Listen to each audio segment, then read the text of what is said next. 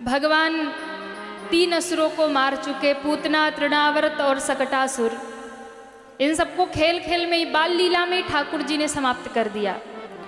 अब इसके बाद भगवान थोड़े और बड़े हुए, कुछ समय बीत गया, पर अभी तक भगवान का नामकरण नहीं हुआ है, नाम रखा ही नहीं गया, कोई कुछ भी बुला लेता है। तो बड़े समय के बाद श्री गर्गाचार्य जी पधारे, जो यदुवंशियों के गुरु जी हैं।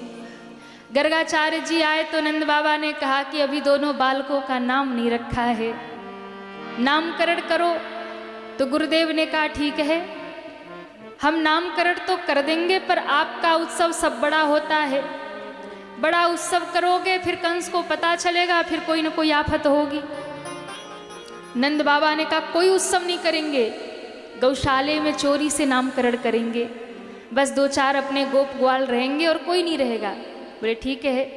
गौशाले में आयोजन कर दिया, और इधर क्या हुआ, यशोदा मैया, रोहिणी मैया तैयार होने लगी।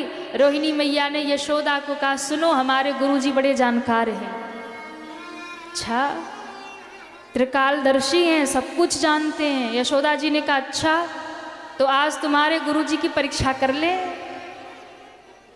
अब माताओं को होती है ना कि महाराज किसी भी संत महात्मा को देखती है तो उनको लगता है पहले परीक्षा करो, सिद्ध महात्मा है कि नहीं, परीक्षा कर ले। बोले हाँ कर लो।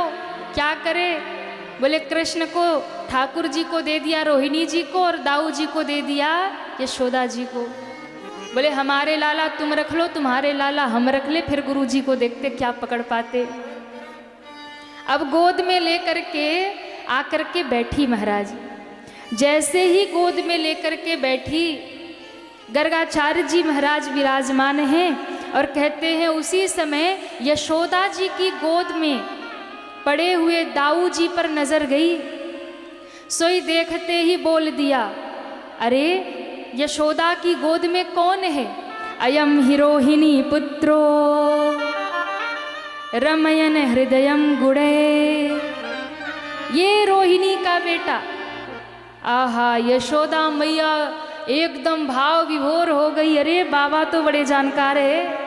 उठा के सारे कंगन वंगन बाबा के चरणों में रख दिया। बाबा जी ने कहा ये सब नहीं चाहिए, पर सुनो, ये रोहिणी का जो बेटा है ये सबके हृदय में रमण करने वाला होगा, सबको आनंद देने वाला होगा, बल में अधिक होगा, इसलिए इनका 2 नाम होगा, बल भी होगा, रमण करने वाले होंगे, इसलिए राम भी होंगे, इसलिए इन्हें लोग बलराम कहेंगे। बोलिए दाऊ जी महाराज की जय हो। अब नजर गई भगवान के ऊपर। जैसे ही कन्हैया को देखा, महाराज कृष्ण को देखते ही समाधि लग गई, समाधि लग गई। गर्गाचार्य जी एक टक बिना पलक झपकाए, जिसे त्राटक समाधि कहते हैं, त्राटक समाधि लग गई।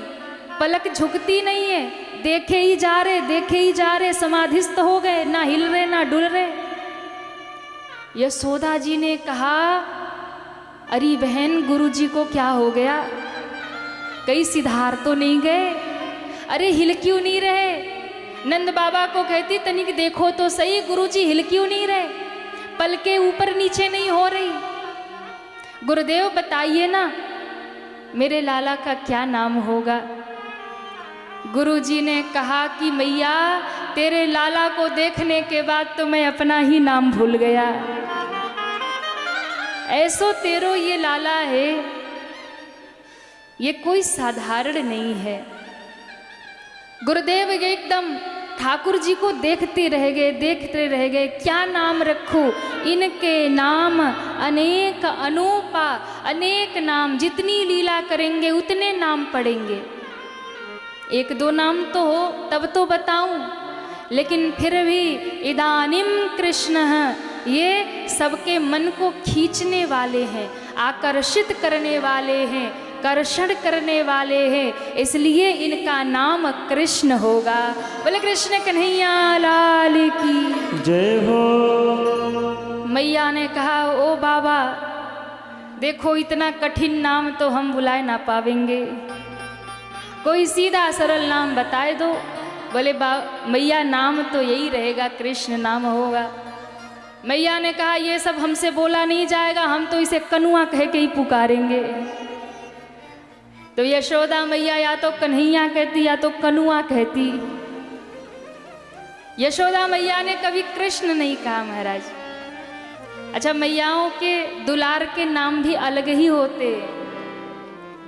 कितना अच्छे से अच्छा नाम हो, बच्चे का नाम बिगाड़ने वाले या तो मैया होती या तो बुआ होती है। हाँ, ये दो ही नाम बिगाड़ते। तो मैया जो होती है ना, वो प्रेम से अपना अलग ही कोई एक नाम रख लेंगी, कितना भी बढ़िया नाम हो, नाम बिगाड़ के रख देंगी। तो मैया हमेशा कहती है कनुआ कहाँ गयो, मेरा कनुआ कहाँ गयो। तो ठाकुर जी का सुंदर नामकरण हुआ। और महाराज फिर एक दिन मेरे महादेव समाधि का त्याग करके खड़े हो गए। मेरे बाल कृष्ण भगवान मथुरा में प्रकट हो गए हैं। देखिए, महादेव से बड़ा कोई वैष्णव नहीं है महाराज, शिव से बड़ा कोई वैष्णव नहीं है। मेरे भोले बाबा राम और कृष्ण के प्रेमी हैं। जब भी राम जी का अवतार होता है ना, तो अयोध्या में महादेव राम लला के दर्शन करने जाते हैं। और जब भी गोकुल में कृष्ण आते हैं तो बाल कृष्ण के दर्शन करने महादेव जरूर जाते हैं। हर एक लीला का दर्शन अगर कोई करता है तो वो महादेव जी करते हैं। हर एक लीला का सबसे बड़े वैष्णव शिव हैं। पर कई बार होता है ना कि हम भगवान को मानने वाले हैं, कृष्ण को, राम को मानने वाले, तो हम शिव को नहीं मानते। और कई बार शिव को जो मानने वाले हैं वो वैष्णव विष्णु भगवान को, राम और कृष्ण को नहीं मानते। पर जो भी ऐसा करता है उससे बड़ा अज्ञानी कोई और नहीं है महाराज। क्योंकि शिव और विष्णु एक दूसरे को अपना भगवान मानते हैं। दोनों में इतना प्रेम है। शिव के लिए विष्णु समर्पित हैं और विष्णु के लिए शिव समर्पित हैं। नारायण और शिव, इन दो में जो भेद करता है ना, उसे ना तो शिव की भक्ति मिलती है और ना विष्णु की भक्ति मिलती है। यदि आप राम के भक्त हैं, आप कृष्ण के भक्त हैं और राम भक्ति चाहिए, कृष्ण भक्ति चाहिए, तो सबसे पहले मेरे महादेव की शरण में आइए। यदि महादेव रीझ गए तो कृष्ण प्रेम प्रदान कर देते हैं। महादेव यदि प्रसन्न हो गए तो राम भक्ति प्रदान कर देते हैं। और यदि आप शिव भक्त हैं तो नारायण को प्रसन्न करिए, क्योंकि भगवान नारायण यदि प्रसन्न हो गए तो महादेव प्रसन्न हो जाते हैं। दोनों एक दूसरे के पूरक हैं। पर कई बार होता है भैया हम तो बस अपने भगवान मानते नहीं, अपराध हो जाता है। कृष्ण भक्ति अगर कोई दे सकता है, कृष्ण प्रेम अगर कोई दे सकता है, राम भक्ति अगर कोई दे सकता है, तो वो मेरे महादेव दे सकते हैं। क्यों? जिसके पास जो होगा वो वही तो देगा ना। जिसके पास नहीं होगा वो कहाँ से देगा? तो शिव के पास राम भक्ति है, शिव के पास कृष्ण प्रेम है महाराज। सबसे बड़ी गोपी का नाम बताइए, सबसे बड़ी गोपी कौन है? कहिए ना। राधा रानी? नहीं, वो तो आराध्या है। सबसे श्रेष्ठ गोपी अगर कोई है तो वो मेरे शिव हैं, कि भगवान ने जब महारास किया तो महादेव गोपी बनकर पहुंच गए महाराज। शिव से बड़ी कोई गोपी नहीं है, महादेव सबसे बड़ी गोपी है। आज भी वृंदावन में शिव गोपी रूप में सजते हैं। जिन्होंने बाघंबर छोड़ करके कृष्ण के लिए लहंगा फरिया पहन लिया हो, शमशान में रमने वाला श्रृंगार कर लिया हो, ये तो तभी हो सकती है जहां प्रेम की पराकाष्ठा हो। हाँ, प्रेम की पराकाष्ठा हो। क्योंकि जब व्यक्ति किसी के प्रेम में पड़ता है ना, तो वो वही करता है जो उसके प्रेमी को प्रिय होता है, जो उसके प्रियतम को प्रिय होता है। वो हर चेष्टा करता है जो मेरे प्रियतम को प्रिय मैं वो करूं ताकि वो रीझ जाए। तो मेरे ठाकुर ने गोपी वेश बना लिया, मेरे महादेव ने गोपी वेश बनाया, क्योंकि जिसके पास जो होगा, शिव के पास कृष्ण प्रेम है, शिव के पास राम भक्ति है। बार बार बर मांगूं हर सिदे हूँ श्री रंग, पद सरोजयन पायनी भक्ति सदा सत्संग। महादेव की मांग है राम से, कृष्ण से, नारायण से। हरस देहु श्री रंग, पद सरोज अनपायनी भक्ति सदा सत्संग। महादेव की मांग है भक्ति और सदा सत्संग। शिव सत्संग प्रेमी है, महादेव सत्संग प्रेमी है। आप सोचिए, हम और आप कथा सुनने जा रहे हैं, महादेव भी सत्संग प्रेमी है, वो भी सत्संग सुनते हैं और बार बार मांगते हैं भगवान नारायण से कि मुझे सदा सत्संग मिले, सदा सत्संग मिले। हम तो फिर भी चलो आज संडे है तो आज चलते हैं कथा में, आज खाली है तो चलो कथा ही सुनाते हैं। लेकिन शिव तो सत्संग प्रेमी है, सदा सत्संग मांगते हैं, भक्ति मांगते हैं। अब जिसके पास जो होगा वो वही देगा, तो भक्ति तो शिव के पास है। इसलिए जिसको भक्ति चाहिए, जिसको प्रेम चाहिए, कृष्ण प्रेम चाहिए, राम भक्ति चाहिए, तो महादेव की आराधना करो। कभी शिव प्रसन्न हो गए तो कृष्ण प्रेम प्रदान कर देंगे। मेरे विश्वनाथ, मेरे महादेव भक्ति प्रदान करते हैं। तो मेरे भोले बाबा भी आए, बाल रूप का दर्शन किए और इसके बाद में भगवान ने एक दिन मिट्टी खाई, माटी खाई, ब्रज रज का भोग लगाया। और कहते हैं जैसे भगवान ने ब्रज की रज खाई, माटी खाई, तो कैसे खाई? बोले ग्वाल वालों को दिखा के खाई।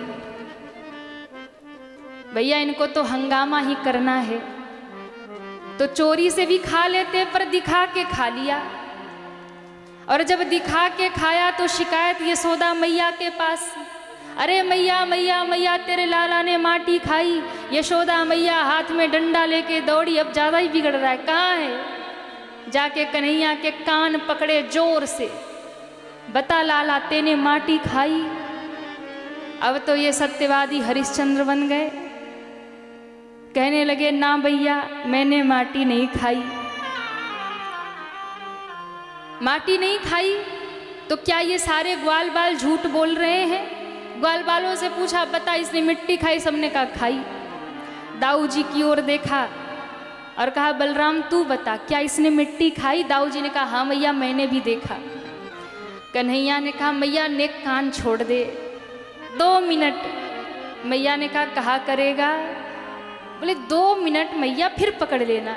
दाऊ दादा से कुछ अकेले में बात करनी है। दाऊ जी को आंख दिखाया, बोल दो मैंने मिट्टी नहीं खाई। बोले नहीं बोलूँगा, तूने खाई मिट्टी। मैया ने कान छोड़ो। मैया ने कान छोड़ा, दौड़े दौड़े गए, दाऊ जी को एकांत में ले गए। बोले जाके मैया से कह दो मैंने मिट्टी नहीं खाई। बोले मैं झूठ नहीं बोलूँगा, तेने मिट्टी खाई। कान्हा ने कहा भैया अंतिम बार कह रहे हैं, मैया से कह दो कि कन्हैया ने मिट्टी नहीं खाई, नहीं तो। बोले नहीं तो क्या? आपकी भी शिकायत कर दूंगा। मेरी शिकायत? जा जा कन्हैया कर दे शिकायत, क्या किया मैंने? बोले शिकायत कर दूंगा। बोले कर दो। बोले पक्का? बोले पक्का। तो कहा ठीक है, फिर दाऊ जी आप तैयार हो जाओ, मेरी सजा तो मैया भूल जाएगी, पहले सजा आपको मिलेगी। दाऊ जी ने कहा ऐसा तू क्या कहने वाला है? तो कहा कि देखो या तो तुम मैया से जाके कहो कि कन्हैया ने मिट्टी नहीं खाई, या तो मैं जाके मैया से कह दूंगा कि दाऊ दादा भांग का गोला खाते। अब दाऊ जी की सिट्टी पिट्टी गुम हो गई। अगर इसने मैया को कह दिया कि हम भांग खाते हैं तो इसकी तो पिटाई नहीं होगी, पहले मेरी पूजा हो जाएगी। दौड़े दौड़े आए कन्हैया, मैया ने फिर कान पकड़ लिया। कन्हैया ने कहा पूछ लो दाऊ जी से। दाऊ जी से पूछा, बता दाऊ इसने मिट्टी खाई? बोले ना मैया बिल्कुल नहीं, मैंने तो देखा ही नहीं। ग्वाल बाल कहने लगे, अरे ये दोनों भाई एक ही घर के निकले, अभी अभी तो ये हमारे साथ सत्य बोल रहे थे, फिर क्या पट्टी पढ़ाई इसने। कन्हैया ने कहा मैया ना हम भक्षितवानम्ब, मैंने मिट्टी नहीं खाई। तो क्या ये सारे ग्वाल बाल झूठ कह रहे हैं? कन्हैया ने कहा और नहीं तो क्या, सर्वे मिथ्याभिशंसिनः, सब झूठ बोल रहे हैं। मैया ने कहा तू बड़े हरिश्चंद्र का नाती बना फिर रहा है, तू सत्यवादी बन रहा है, तू बड़ा सत्य बोलने वाला है। कन्हैया ने कहा मैया इसमें सत्य और झूठ की कोई बात ही नहीं है। क्यों? अगर तुम्हें भरोसा नहीं होता तो मेरा मुख खोल के देख ले, दूध का दूध पानी का पानी हो जाएगा, मिट्टी खाया है कि नहीं खाया है। माँ ने कहा ये तूने अकल की बात कही, चल मुंह खोल। कन्हैया ने जैसे ही मुख खोला, सोई मुख खोलते ही माँ ने देखा कन्हैया के मुख में सारा ब्रह्मांड घूम रहा, सूर्य चंद्रमा तारे आकाश नक्षत्र सब दिखाई पड़ने लगा, सारे लोक परलोक कन्हैया के मुख में घूम रहे। मैया घबराने लगी, ये क्या हो रहा? भगवान ने कहा माँ आज दर्शन करो, तुम्हारा लाला कोई साधारण नहीं है, ब्रह्मांड का नायक है, मेरे मुख में आज तुम दर्शन करो। माँ ने देखा पूरी पृथ्वी, पूरा ब्रह्मांड, आकाश तारे नक्षत्र सूर्य चंद्रमा। पृथ्वी के भीतर देखा तो पूरी धरती दिखी, धरती पे भारतवर्ष देखा, भारतवर्ष में उत्तर प्रदेश दिखा, उत्तर प्रदेश में ब्रज क्षेत्र दिखा, ब्रज क्षेत्र में गोकुल गांव दिखा, गोकुल गांव में नंद भवन दिखा, नंद भवन के द्वार पर कन्हैया का कान पकड़े मैया यशोदा खड़ी दिखाई पड़ गई। अब मैया को चक्कर आने लगा, हे भगवान मैं इसके मुख में हूं कि बाहर हूं? अगर इसके मुख में मैं हूं तो बाहर कैसे, बाहर हूं तो इसके मुंह में कैसे? और इतना कहते ही मूर्छित होके मैया गिर गई। पर मेरे ठाकुर को लगता है कि माँ मैं सृष्टि से छुपा लूंगा कि मैं ईश्वर नहीं हूं, पर माँ से नहीं छुपा सकता, माँ श्रेष्ठ है। इसलिए मेरी माँ को भी ये अनुभव हो कि उसका लाला कोई साधारण नहीं, जगत का पालक है। जो आज तेरा बालक बना वो जगत का पालक है। और कन्हैया ये भी कहना चाहते हैं कि जब यशोदा माँ का दूध पीते हैं कन्हैया, पीते ही रहते। माँ कहती अरे लाला तू कितना दूध पीता है, तेरा पेट है कि कुआं, कभी भरता नहीं तेरा पेट। आज कन्हैया ने ब्रह्मांड का दर्शन करा के कहा माँ तू पूछती थी ना तू कितना दूध पीता है, तो देख मैं केवल तेरा दूध नहीं पीता हूँ, केवल ये कृष्ण तेरा दूध पी करके तृप्त नहीं होता माँ, मेरे मुख में सारा ब्रह्मांड है। जब ये कृष्ण तृप्त होता है तो सारी सृष्टि तृप्त हो जाती है। मैं जगत का पालन करता कृष्ण तेरा बालक बना हूँ। हे यशोदा तेरे दूध से केवल कृष्ण तृप्त नहीं है, तेरे दूध से तो सारी सृष्टि तृप्त हो रही है। और वास्तव में इसीलिए माँ को भगवान से भी बड़ा कहा गया, इसलिए माँ को भगवान से बड़ा कहा गया क्योंकि भगवान को भी माँ की गोद चाहिए, माँ का दुलार चाहिए, माँ का वात्सल्य चाहिए। महाराज श्री ठाकुर जी यही तो अनुभव करने आते हैं। हर कब तो माँ की गोद चाहते हैं। राम बनते हैं, कृष्ण बनते हैं तो उन्हें यशोदा चाहिए, उन्हें देवकी चाहिए, उन्हें कौशल्या चाहिए। और मैं आपको निवेदन करूं, मेरे राम आज भी चाहते हैं कोई, कृष्ण आज भी चाहते हैं कोई यशोदा मिल जाए, पर आज कोई यशोदा नहीं है, कोई कौशल्या नहीं है महाराज। वो भगवान हर क्षण इस भाव में बैठे रहते, मुझे आज भी कोई कौशल्या मिले, मुझे आज भी कोई यशोदा मिले तो मैं उसकी गोद में जाकर बैठ जाऊं और लीला दिखाऊं। महाराज कन्हैया एकदम माँ को दर्शन जब करा दिए, माँ मूर्छित हुई और तब माया ने सब कुछ भुला दिया यशोदा माँ को। मैया जब मूर्छा दूर हुई, जागी तो लाला को गोद में लेके बैठ गई, पर माँ को लगता है कुछ तो हुआ है। माँ ने कहा, लाला एक बात बता बेटा, मैंने तेरे मुख में कुछ देखा है। कन्हैया ने कहा, कहाँ देखेगी, कुछ नहीं था। माँ ने कहा, कुछ तो देखा है। कन्हैया ने सोचा अगर मैया को ये याद रह गया कि इसके मुख में पूरा ब्रह्मांड रहता है और ये कोई मेरा बेटा नहीं, ये तो जगत का मालिक है, तो फिर पता चला कि मैया हमको लाला बना करके फिर मेरी सेवा नहीं करेगी, फिर तो भगवान बना के सेवा करेगी। और फिर भगवान यदि मान लिया तो फिर भैया एक अलमारी में बंद कर देगी, सुबह शाम दूध का भोग लगाएगी, फिर ठाकुर जी पड़े रहो। मैं तो वात्सल्य पाने, मैं तो बेटा बनने आया हूँ। अगर भगवान का भाव जग गया तो फिर ठाकुर की सेवा कैसे होती है सब जानते हैं। हाँ, सुबह 2 माखन मिस्त्री भोग लगा दिए, अगरबत्ती दिखा दी, दीप जला दिए, फिर द्वार बंद हो गए, ठाकुर जी पड़े रहो, अब संध्या को आएंगे। शाम हुई, फिर थोड़ा दूध का भोग लगा दिया, थोड़ी आरती कर ली, फिर द्वार बंद हो गए। तो कन्हैया को लगा मैं यहाँ भगवान बन के पूजा कराने नहीं आया, मैं तो माँ की डांट फटकार सुनने आया हूँ, उसका दूध पीने आया हूँ और वही वात्सल्य मुझे चाहिए। माँ ने कहा कि मैंने कुछ देखा, बोले कुछ नहीं था। कहा सब विस्मृत कर दो, कुछ याद ना रहे मैया को।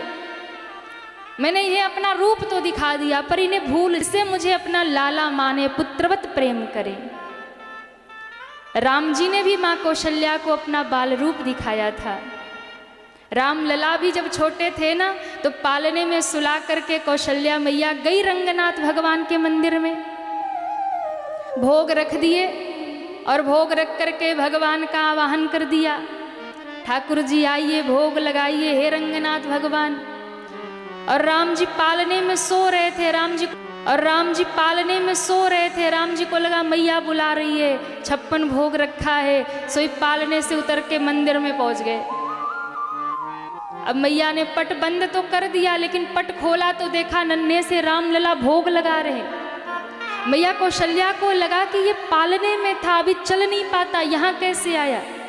दौड़ी दौड़ी जाके पालने में देखती तो राम लला सो रहे। अब देखो कृष्ण लीला में तो कन्हैया ठाकुर जी बड़े चंचल हो जाते हैं, पर इसकी ट्रेनिंग वो राम रूप से ही लेके आए थे। जब रामावतार हुआ ना, तो थोड़ी थोड़ी ट्रेनिंग उस टाइम ही ले लिए थे कि अब आगे फिर चंचल चंचल बनना है, कन्हैया रूप में आना तो कैसे कैसे व्यवहार करना है। मैया व्याकुल हुई, घबराई, देखा तो एक रूप में मंदिर में भोग लगा रहे, दूसरे रूप में रामलला पालने में सो रहे। मैया की बुद्धि चकरा गई, यहाँ उहाँ दुई बालक देखा, मति भ्रम मोर की आन बिसेखा। ये मेरी मति का भ्रम है या कुछ और है। राम जी को देखकर भी माँ यही सोच में पड़ गई थी, और आज यशोदा मैया भी कन्हैया को देख के सोच में पड़ गई। कन्हैया मीठी मीठी बातें करने लगे, अरे ओ मैया क्या देख, मैं तो साची कहूँ अब तू बूढ़ी हो गई, तेरी नज़र कमज़ोर हो गई, कुछ दिखाई नहीं पड़ता तुझे। तू कहती मेरे मुख में, तू देख ले कुछ भी नहीं है मेरे मुख में। इसलिए मैया मैं तो बस यही कहता हूँ कि तू मेरा ब्याह करा दे। मैया ने कहा अच्छा फिर क्या होगा। बोले एक छोटी सी दुल्हन आएगी, फिर वो तुम्हारी सेवा करेगी, फिर तुम्हें कुछ ज़्यादा भाग दौड़ करती है ना, इसलिए तेरी बुद्धि पगला गई है, तुझे समझ नहीं आ रहा, तू कुछ भी ऊट पटांग बातें कर रही, अब तू बूढ़ी हो गई, अब ब्याह कर दे। अच्छा तो ये बता दुल्हन आएगी कहाँ से। अरे लाला तू इतनो कारो है, अपनी कन्या कौन देगा।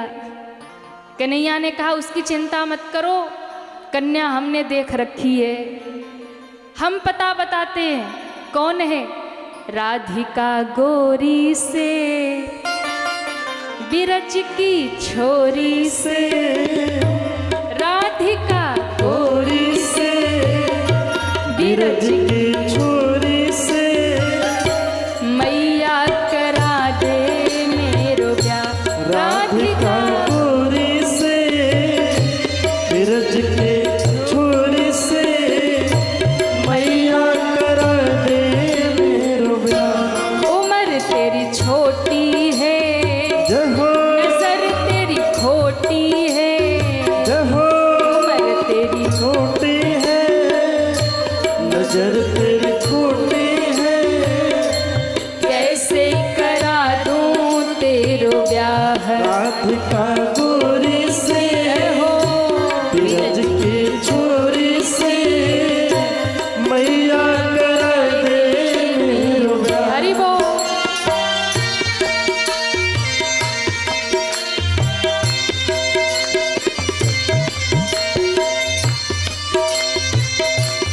श्री राधे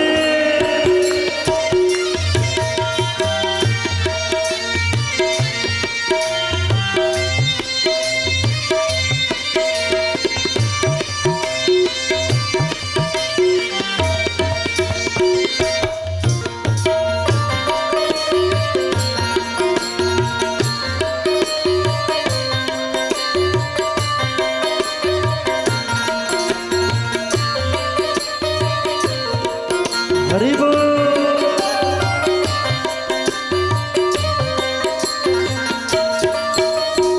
और कन्हैया ने माँ से कहा, माँ ने कहा अभी तो बड़ा छोटा है, तो ठाकुर जी को लगा ऐसे काम नहीं होगा, अब धमकी देना होगा।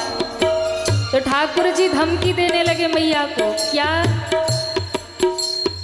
जो नहीं ब्याह कराए तेरी गैया ना ही चराऊं। जो नहीं ब्याह कराए तेरी गैया ना ही चराऊं। जो नहीं ब्याह कराए तेरी गैया ना ही चराऊं।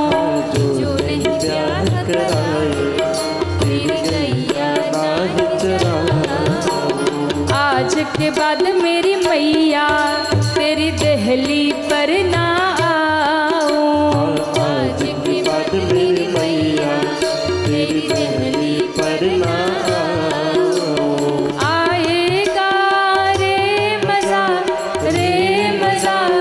अब जीत हार का राधिका गोरी से बिरज की छोरी से मैया कराए रे मेरो ब्याह। राधिका गोरी से बिरज की छोरी से मैया कराए दे मेरो ब्याह। जय हो। श्री राधे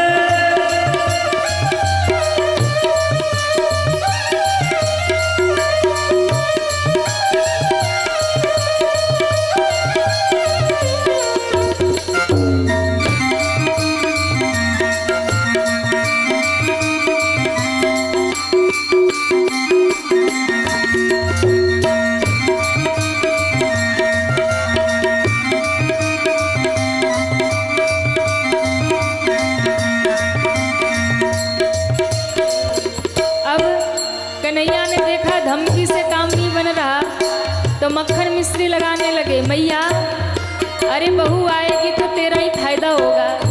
क्या होगा? चंदन की चौकी पर मैया तुझको बैठाऊं। चंदन की चौकी पर मैया तुझको बैठाऊं। चंदन की चौकी पर मैया तुझको बैठाऊं। चंदन की चौकी पर मैया तुझको बैठाऊं। अपनी राधिका से मैं चरण तेरे दबवाऊं। अपनी राधिका से मैं चरण तेरे दबवाऊं। भोजन में बनवाऊंगा 56 प्रकार के राधिका गोरी से बिरज की छोरी से मैया कराए मेरो ब्याह। राधिका गोरी से बिरज की छोड़ी से मैया करा दे मेरो जय हो।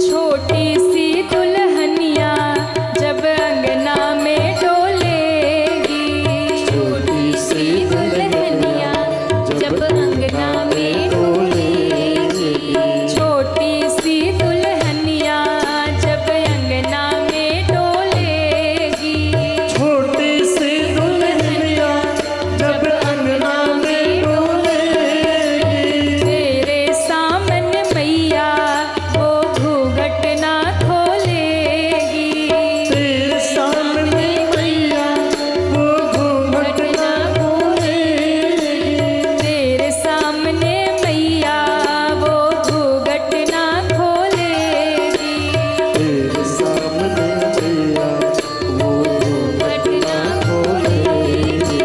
ताऊ से झाक हो बैठेंगे द्वार पे, राधिका गोरी से बिरज की छोड़ी से मैया करा दे मेरो प्यार। राधिका गोरी से बिरज की